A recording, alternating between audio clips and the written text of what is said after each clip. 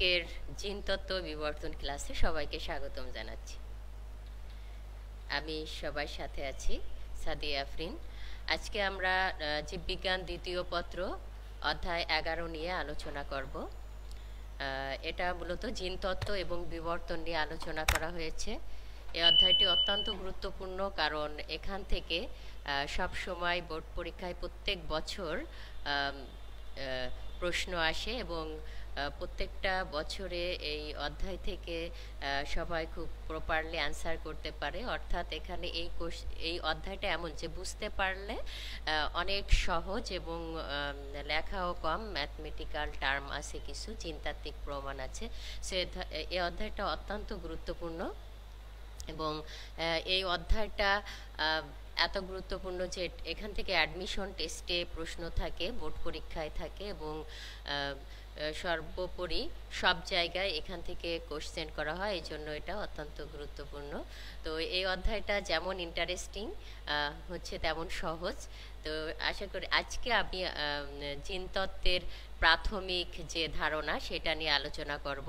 এরপরে ধারাবাহিকভাবে পর্ব 2, 3 আমাদের থাকবে। আজকে আমরা পর্ব 1 নিয়ে আলোচনা করব। জিনতত্ত্ব এবং বিবর্তন দুটি শব্দ এসেছে। জিনতত্ত্ব হচ্ছে জেনেটিক্স, অর্থাৎ যেখানে জিনের মাধ্যমে যে বংশগতীয় পরস্পরায় যে যাদের বৈশিষ্ট্যগুলো বংশ পরস্পরায় হচ্ছে ধারাবাহিকভাবে চলতে থাকে, সেটার নিয়ে আলোচনা করা হয়। ইভলিউশন হচ্ছে বিবর্তন নিয়ে আলোচনা। তো আমরা জিনতত্ত্বের প্রথম পর্বই আলোচনা করছি এবং আমরা জানি যে পৃথিবীতে জীবের যে বংশধারা, সেই জীবের বংশধারা অক্ষুণ্ণ রাখতে বা বংশ বিস্তারটা অক্ষুণ্ণ রাখতে জিনতত্ত্ব অত্যন্ত গুরুত্বপূর্ণ। যে পিতামাতার সমগুণ সম্পন্ন অপত্য যে বংশধর সৃষ্টি করা হয় বা অপত্য যে বংশধর সৃষ্টি হয়, তার মূলে কিন্তু রয়েছে জেনেটিক্স। তো জেনেটিক্স পড়ার আগে আমার জানতে হবে বংশগতিবিদ্যা কি। তাহলে বংশগতি হচ্ছে যে প্রক্রিয়ায় পিতামাতার আকার, আকৃতি, চারিত্রিক বৈশিষ্ট্য ইত্যাদি ইত্যাদি সন্তান সন্ততিতে স্থানান্তরিত হয়, সেই প্রক্রিয়াকেই বলা হয় বংশগতি বা হেরিডিটি। এই বংশগতি বা হেরিডিটির জন্যই পূর্বপুরুষদের যে বৈশিষ্ট্যগুলো সেগুলো সন্তান সন্ততিতে স্থানান্তরিত হয়েছে এবং বংশগতির যে ধারা সেটা অক্ষুণ্ণ রয়েছে। তাই তো প্রজাতির ধারা যেহেতু অক্ষুণ্ণ রয়েছে, তাই কুকুরের শাবক কুকুর হচ্ছে, ছাগলের শাবক ছাগল হচ্ছে, একমাত্র বংশগতীয় ধারা অক্ষুণ্ণ থাকার কারণে এটা সম্ভব। আমাদের অধ্যায়টি যেহেতু বংশগতির একটা অংশ, জিনতত্ত্ব নিয়ে আলোচনা করা হয়েছে, তো আমার জানতে হবে আসলে জিনতত্ত্ব কি। জিনতত্ত্ব হচ্ছে যে প্রক্রিয়ায় জীবের গঠন, তারপরে হচ্ছে বংশ পরস্পরায় সঞ্চরণের ধরন, ফলাফল, এগুলো নিয়ে জীববিজ্ঞানের যে শাখায় আলোচনা করা হয় তাকে এই বংশগতি জিনতত্ত্ব বা হচ্ছে জেনেটিক্স বলা হয়। এই জেনেটিক্স শব্দটি হচ্ছে গ্রিক ভাষা থেকে এসেছে এবং বিজ্ঞানী উইলিয়াম বেটসন 1905 সালে সর্বপ্রথম এই শব্দটি ব্যবহার করেন এবং জেনেটিক্স শব্দটি মূলত জিন থেকে নেওয়া হয়েছে এবং যার অর্থ হচ্ছে পরিণতি স্বরূপ ঘটা।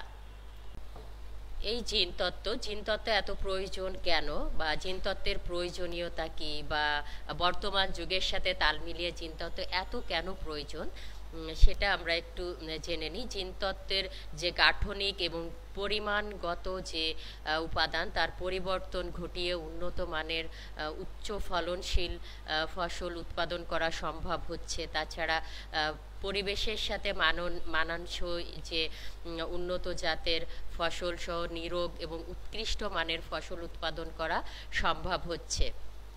এবং এছাড়া জিনতত্ত্বের জ্ঞানকে কাজে লাগিয়ে সংকরায়নের মাধ্যমে উন্নত পশু পাখি উৎপাদন করা সম্ভব হচ্ছে, উন্নত জাতের বিভিন্ন গাভী উৎপাদন করা সম্ভব হচ্ছে। এর ফলে আমরা কি প্রোটিনের চাহিদা মেটাতে পারছি এবং হচ্ছে বিভিন্ন জনসংখ্যার বিপরীতে যে আমাদের যে বিভিন্ন পুষ্টিগুণ সম্পন্ন যে ফলমূল আমরা পাচ্ছি, সেটা আসলে জিনতত্ত্বের জ্ঞানকে কাজে লাগিয়েই আমরা পাচ্ছি।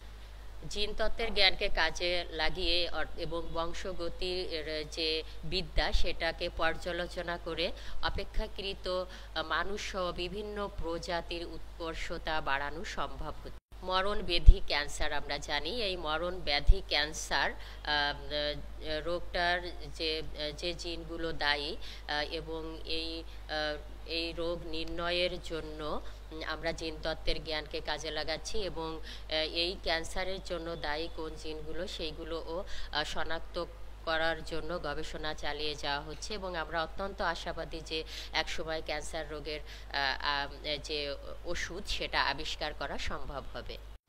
অপরাধী শনাক্তকরণ, পিতৃত্ব এবং মাতৃত্ব যাচাইয়ের ক্ষেত্রেও কিন্তু জিনতত্ত্বের জ্ঞানকে কাজে লাগানো হচ্ছে, যেটা আমরা সবাই জানি। কারণ অপরাধী শনাক্তকরণ এবং হচ্ছে পিতৃত্ব মাতৃত্ব হচ্ছে যাচাইয়ের ক্ষেত্রে ডিএনএ টেস্ট যেটাকে বলি, সেটা মূলত জিনতত্ত্বের জ্ঞানকে কাজে লাগিয়েই করা সম্ভব হচ্ছে বর্তমান যুগে। এটা অনেক প্রচলিত এবং হচ্ছে এইটার ব্যবহার অনেক বেশি এখন। এবং সর্বোপরি শ্রেণীবিন্যাসকরণের প্রাণীদের বিভিন্ন ট্যাক্সন স্থাপন করতেও কিন্তু জিনতত্ত্বের জ্ঞানকে কাজে লাগানো হচ্ছে এবং এক্ষেত্রেও জিনতত্ত্ব অত্যন্ত গুরুত্বপূর্ণ। তো আমরা এখানে যে কতগুলো পয়েন্ট আমরা উপস্থাপন করলাম, জিনতত্ত্ব কেন প্রয়োজন, এই কারণগুলোই মূলত বেশি ফোকাস করতে হবে যদি পরীক্ষার সময় আসে যে কেন জিনতত্ত্ব প্রয়োজন, তো তবে আমরা এই কথাগুলো বললেই যথেষ্ট হবে। আর এটা আমাদের জ্ঞানের পরিধি বাড়ানোর জন্য জিনতত্ত্বের প্রয়োজনীয়তা আমাদের জানা দরকার। আমরা যে জিনতত্ত্ব নিয়ে আলোচনা করছি এবং সারা পৃথিবীতে যে বর্তমানে যে বিষয়টি আলোড়ন সৃষ্টি করেছে সেটা হচ্ছে জিনতত্ত্ব। কারণ জিনতত্ত্বের মাধ্যমে বিভিন্ন উদ্ভিদ প্রাণীর জীবনের রহস্য উন্মোচন করা সম্ভব হচ্ছে। জিনতত্ত্বের জ্ঞানকে কাজে লাগিয়ে আমরা উন্নত জাতের যে ফসল সেটা উৎপাদন করতে পারছি এবং হচ্ছে রোগ প্রতিরোধ ক্ষমতা সম্পন্ন ফসল এবং পরিবেশের সাথে মানানসই যে ফসলগুলো সেটা উৎপাদন করাও সম্ভব হচ্ছে জিনতত্ত্বের জ্ঞানকে কাজে লাগিয়ে। এই যে এত কিছু এইগুলো সম্ভব হচ্ছে জিনতত্ত্বের কারণে। কিন্তু এখন আমরা জানবো আসলে জিনতত্ত্ব আবিষ্কার তো একজন করেছেন, সেটা হচ্ছে উইলিয়াম বেটসন। কিন্তু এর পরে এটা নিয়ে যে গবেষণা করেছেন এবং বিভিন্ন সূত্র আবিষ্কার করেছেন একজন ব্যক্তি এবং যিনি এখনও অমর হয়ে আছেন এবং যাকে জিনতত্ত্বের জনক বলা হয়, সে কে আমরা সবাই জানি। জিনতত্ত্বের জনক হচ্ছে বিজ্ঞানী গ্রেগর জোহান মেন্ডেল। বিজ্ঞানী গ্রেগর জোহান মেন্ডেল তিনি অস্ট্রিয়ার একজন ধর্মযাজক ছিলেন এবং তার জন্ম হচ্ছে 1822 সালে। তিনি অত্যন্ত সাধারণ পরিবারের সন্তান ছিলেন। সাধারণ বললে একদম গরিব ঘরের সন্তান ছিলেন, তিনি কৃষকের সন্তান ছিলেন এবং তিনি শত প্রতিকূলতার মধ্যে দীর্ঘ 7 বছর মটরশুঁটি নিয়ে গবেষণা করেন এবং তার গবেষণার ফলাফলের প্রেক্ষিতে তিনি 2টি সূত্র আবিষ্কার করেন, যে সূত্র 2টি আমরা আমাদের বইয়ে পেয়েছি এবং সেটি হচ্ছে মেন্ডেলের প্রথম এবং দ্বিতীয় সূত্র, যেটা আমি আগামী পর্বে অর্থাৎ পর্ব 2-এ এই সূত্র 2টি নিয়ে আলোচনা করব। এবং এই সূত্র 2টি হচ্ছে মেন্ডেলিজম, যার জন্য মেন্ডেল এখনও আমাদের মাঝে চিরস্মরণীয় হয়ে আছেন এবং আমরা যখন জিনতত্ত্বের কথা ভাবি তখন সূত্র 2টি আমাদেরকে পড়তে হয় এবং এটা জিনতাত্ত্বিক প্রমাণ আমাদের ইন্টারমিডিয়েটে দিতে হয় এবং এটা অত্যন্ত গুরুত্বপূর্ণ টপিক।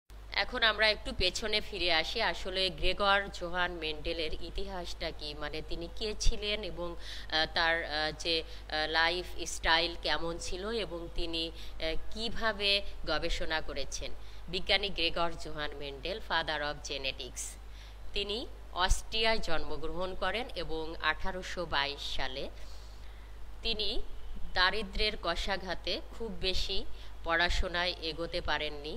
যদিও তার স্বপ্ন ছিল তিনি শিক্ষক অথবা বিজ্ঞানী হবেন, তার স্বপ্নকে তিনি নষ্ট হতে দেন নাই বা ধ্বংস হতে দেন নাই। তিনি তিনি বিশ্ববিদ্যালয়ের যে শিক্ষা গ্রহণ, যদিও তিনি বিশ্ববিদ্যালয়ে পড়াশোনা চালিয়ে যাচ্ছিলেন, তার মাঝখানে দারিদ্র্যের যে কশাঘাতে তিনি ওই বিশ্ববিদ্যালয়ের পড়াশোনা ত্যাগ করে অস্ট্রিয়ার ব্রুন শহরে একটা গির্জায় শিক্ষানবিশ ধর্মযাজক হিসেবে ওখানে নিয়োগ পান এবং তার চাকরি জীবন শুরু। তার স্বপ্ন ছিল দীর্ঘ এবং তার স্বপ্ন ছিল অনেক উঁচু, এই জন্য তিনি থেমে থাকেননি। তিনি ওই গির্জার পাশে ছোট্ট একটা জায়গা ছিল, সেই জায়গায় প্রায় 34 ধরনের মটরশুঁটি নিয়ে তিনি কাজ শুরু করেন এবং দীর্ঘ 7 বছর ধরে তিনি ওই মটরশুঁটি নিয়ে গবেষণা শুরু করেন। কেন তিনি এত উদ্ভিদ বা এত প্রাণী পৃথিবীতে থাকতে বা এত জীবের প্রজাতি থাকতে তিনি কেন মটরশুঁটি বেছে নিলেন, তা আমি একটু পরেই তোমাদেরকে বলব। এই 34 প্রকার মটরশুঁটি নিয়ে তিনি দীর্ঘ 7 বছর কঠিন এবং সাধনালব্ধ পরিশ্রম করেন এবং তার পরিশ্রমের ফলাফল হিসেবে তিনি একটা গবেষণাপত্র লিখেন, অর্থাৎ একটা পাণ্ডুলিপি লিখেন এবং সেই পাণ্ডুলিপিটা তিনি 1866 সালে অস্ট্রিয়ার ন্যাচারাল ব্রুন সোসাইটিতে জমা দেন। কিন্তু তিনি যখন বেঁচে ছিলেন তখন তিনি তার এই পরিশ্রমের যে পুরস্কার বা অ্যাওয়ার্ড তিনি পান নাই। তিনি 1884 সালে মৃত্যুবরণ করেন, কিন্তু তার মৃত্যুর প্রায় 16 বছর পরে তিনি তার এই যে পরিশ্রম আর যে ফসল বা পরিশ্রমের ফলে তার যে সফলতা এবং তিনি যে দুটি সূত্র আবিষ্কার করে গেছেন সেটা প্রকাশ হয় 1900 সালে। এবং এখানে 3 জন বিজ্ঞানী, এই বিজ্ঞানী 3 জন পরবর্তীতে তারা হচ্ছেন হিউগো ডে গ্রিস, যিনি নেদারল্যান্ডের অধিবাসী ছিলেন, ইনি একজন উদ্ভিদ বিজ্ঞানী ছিলেন। কার্ল করেন্স জার্মানির একজন উদ্ভিদ বিজ্ঞানী এবং এরিক এসচেমার্ক অস্ট্রিয়ার একজন কৃষিবিদ ছিলেন। এই 3 জন একত্রে আবার জিন নিয়ে গবেষণা শুরু করেন। বিজ্ঞানী 3 জন গবেষণার পর দেখলেন যে তারা একত্রিত হলেন এবং তাদের ফলাফল পর্যবেক্ষণ করলেন এবং ওই সময় তারা মেন্ডেল যে ব্রুনের ন্যাচারাল হিস্ট্রি সোসাইটিতে যে পাণ্ডুলিপিটা জমা দিয়ে গিয়েছিলেন 16 বছর আগে, ওই পাণ্ডুলিপিটা তারা পুনরায় আবার আবিষ্কার করলেন এবং তাদের গবেষণার ফলাফলের সাথে মেন্ডেলের যে গবেষণা সেটা মিলিয়ে দেখলেন যে আসলে মেন্ডেল যে তত্ত্বগুলো আবিষ্কার করে গিয়েছেন সেটা তাদের আবিষ্কারের অনেক আগেই তিনি করে গিয়েছেন এবং তার এই গবেষণা লব্ধ ফলাফলের জন্য তারা বিজ্ঞানী গ্রেগর জোহান মেন্ডেলকে তারা রিকোয়েস্ট করে যে গ্রেগর জোহান মেন্ডেল যেন জিন তত্ত্বের জনক হয়। এভাবেই বিজ্ঞানী গ্রেগর জোহান মেন্ডেল আজও আমাদের মাঝে জিন তত্ত্বের জনক হিসেবে স্মরণীয়। এটা তো গেল জিন তত্ত্বের জনক গ্রেগর জোহান মেন্ডেল এর ইতিহাস। এবং আমরা বলেছিলাম যে তিনি এত উদ্ভিদ থাকতে কেন মটরশুঁটিকে জিন তত্ত্বের গবেষণার জন্য বেছে নিলেন, তার কয়েকটি কারণ আছে। সেগুলো: মটরশুঁটি গাছ এক বর্ষজীবী এবং এটাকে সহজেই যে কোনো জায়গায় অল্প পরিসরে এবং টবে লাগিয়ে চাষ করা সম্ভব। আয়ুষ্কাল কম হয়, এর সংকরায়নের যে ফলাফল, যেহেতু এক বর্ষজীবী তাহলে তার আয়ুষ্কাল খুব কম, অর্থাৎ একবার ফল দিয়েই সে মারা যাবে। তো যেহেতু আয়ুষ্কাল খুব কম, এই জন্য এটার সংকরায়নের যে ফলাফল সেটা খুব অল্প সময়ের মধ্যে পাওয়া যাবে, এটা একটা। এবং মটরশুঁটি যেহেতু উভলিঙ্গ তাই এখানে সহজেই স্বপরাগায়ন ঘটানো সম্ভব, কোনো রকম ঝামেলা ছাড়াই এখানে ঘটানো সম্ভব। যেহেতু স্বপরাগায়ন ঘটানো সম্ভব, অর্থাৎ এটা উভলিঙ্গ ফুল, তাই সহজে বাইরে থেকে কোনো বৈশিষ্ট্য এসে এই ফুলের সাথে মিশে যেতে পারে না, যেহেতু এটি স্বপরাগায়ন ঘটে, অর্থাৎ স্বপরাগী ফুল। ফলে বংশ পরস্পরায় নির্দিষ্ট বৈশিষ্ট্য সম্পন্ন বা নির্দিষ্ট চারিত্রিক বৈশিষ্ট্য সম্পন্ন সন্তান উৎপাদন করা এখানে সম্ভব হয়। যেহেতু এখানে বাইরে থেকে কোনো বৈশিষ্ট্য মিক্সড হওয়ার সুযোগ থাকে না, তাই এখানে মাতৃ উদ্ভিদের সমগুণ সম্পন্ন যে সন্তান সেটা উৎপাদন করা সম্ভব হয়। এই জন্যই তিনি মটরশুঁটি গাছ বেছে নিয়েছি। যেহেতু মটরশুঁটি গাছ আকারে অনেক, মানে মটরশুঁটি গাছের যে ফুল সেটা আকারে কিছুটা বড়, গবেষণার জন্য যথেষ্ট বড়। যেহেতু বড়, এখানে কিন্তু পরপর ইচ্ছা করে যদি মানে গবেষণার জন্য প্রয়োজন হয় যে এখানে পরপরাগায়ন ঘটানো প্রয়োজন, তখন ইচ্ছা করলে এখানে ইমাস্কুলেশনের মাধ্যমে, অর্থাৎ ফুলটা পরিপক্ক হওয়ার আগে স্তবকগুলো বাদ রেখে পুং যে কেশরগুলো আছে এই পুং কেশরগুলো সরিয়ে ফেলা হয় পরিপক্ক হওয়ার আগে। তারপরে যদি এখানে পরপরাগায়ন ঘটানো হয় সেটাও সম্ভব হয়। অর্থাৎ যেহেতু বৈচিত্র্যতা যদি আমার আনার প্রয়োজন হয় বা বিজ্ঞানী মনে করেন যে এখানে বৈচিত্র্যতা আনতে হবে, তিনি ইচ্ছা করলে পারেন। কারণ মটরশুঁটি যে ফুল সেটা যথেষ্ট বড় এবং সেখানে ইমাস্কুলেশন করা সম্ভব হয়, অর্থাৎ বাইরে থেকে অন্য একটা ফুলের পুং রেণু এনে স্ত্রী কেশরে স্ত্রী স্তবকের যে গর্ভমুণ্ড সেই গর্ভমুণ্ডে পতিত করে পরাগায়ন ঘটানো সম্ভব হয়। এটা পরপরাগায়ন। তবে ফুলটা পরিপক্ক হওয়ার আগে এখানে পুং কেশরগুলো সরিয়ে ফেলা বা মেরে ফেলা হয়। এতক্ষণ আমরা মেন্ডেলের জন্ম এবং তার ইতিহাস সম্পর্কে জানলাম। তারপর তিনি কেন মটরশুঁটি গাছকে বেছে নিয়েছিলেন জিনতাত্ত্বিক গবেষণার জন্য, এগুলো জানলাম। কিন্তু এখন আমরা জানবো যে তার সফলতার পিছনে আসলে দায়ী কী ছিল বা মূল কারণ কী ছিল। কারণ তার আগে অনেক জিনতাত্ত্বিক জিন তত্ত্ব নিয়ে বা জিন নিয়ে অনেক গবেষণা করেছেন, কিন্তু তার মতো এরকম নির্ভুল সিদ্ধান্তে, জিনতত্ত্বের উপর নির্ভুল সিদ্ধান্তে উপনীত হতে পারেননি।